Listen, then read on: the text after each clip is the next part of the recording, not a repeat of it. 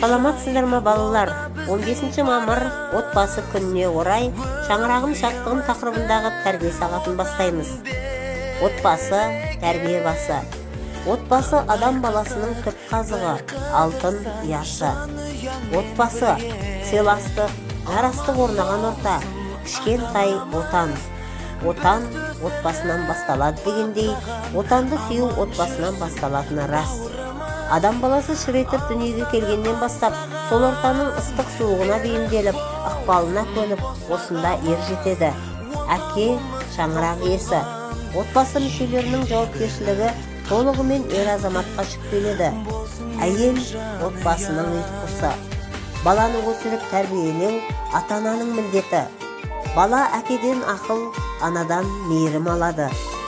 Баланың отбасындағы міндеті ата-ананы сыйлау, үлкенге құрмет, кішіге ізет көрсету, сабақты жақсы оқу.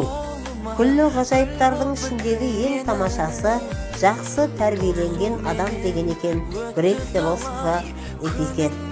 Ендеше отбасынан құндылықтарын ала отырып, отбасымен бірге болайық, отбасын қадірлейік балалар. Ата-анам арқа сүйерім, тілекшім қамқорым менің, бір туған іні қарындас, сендерді аңсап жүремін. Отбасым ол қызым жарым, сендерге арналған барым, гүлденер думанды бағым, сендер деп атады таңым. Өз үйім ошағым